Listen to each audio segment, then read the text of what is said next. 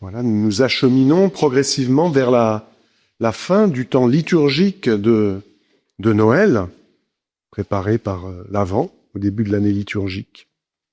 Nous aurons encore dimanche cette belle fête du baptême du Seigneur qui nous renvoie bien évidemment à notre propre baptême, à la façon dont nous accueillons la vie de Dieu.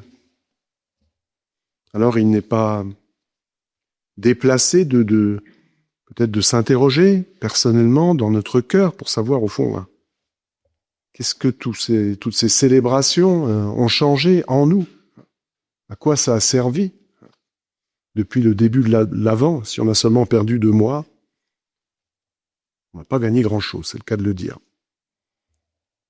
Donc on a bien sûr contemplé Jésus, ce nouveau-né, lumière, pour éclairer les nations, pour nous éclairer.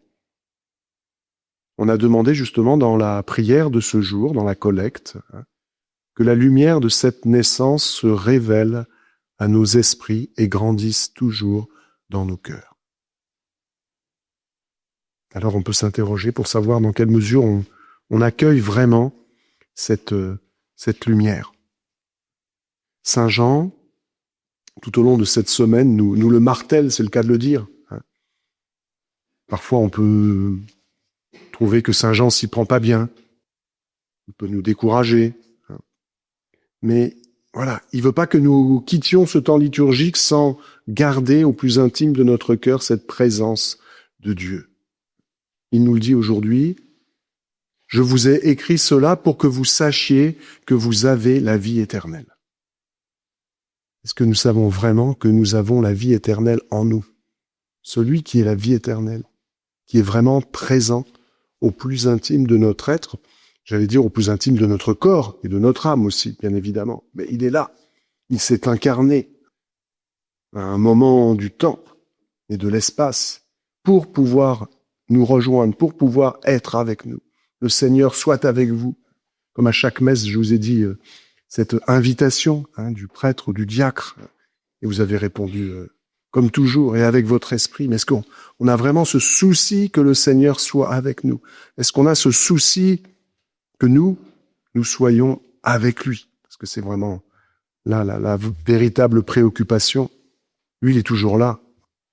Et pour l'atteindre, il n'y a pas de prière magique, il n'y a pas de code difficile à retenir, un code de connexion, que sais-je. Il est là. Est-ce que nous avons conscience de cette présence? Est-ce que nous la cultivons? Est-ce que nous en prenons soin? Est-ce qu'elle est pour nous vraiment vitale? Est-ce qu'elle est précieuse, cette présence de Dieu en nous? C'est vraiment ce qu'ont ressenti les rois mages. J'aime répéter que l'évangile de Matthieu nous précise qu'ils sont revenus chez eux, par un autre chemin. Et derrière cette notion de détail, bien sûr, pour éviter la rencontre avec le roi Hérode, cette phrase nous dit que quand on rencontre le Seigneur, quand on rencontre l'enfant Jésus aussi, eh bien on est changé. Les rois mages ont accepté de repartir chez eux parce qu'au fond, ils avaient abandonné leurs cadeaux, les richesses de ce monde, pour repartir avec la véritable richesse, qui n'est pas autre chose que Dieu lui-même. Donc, eh bien, tout au long de cette année, faisons vraiment attention à cette présence du Seigneur en nous, qu'elle nous réjouisse, qu'elle nous illumine chaque jour de cette nouvelle année, et puis ne gardons pas cette lumière, ne gardons pas cette vie pour nous, ayons à cœur non seulement de l'entretenir, mais de l'entretenir pour la porter, pour la communiquer, pour la donner à nos frères.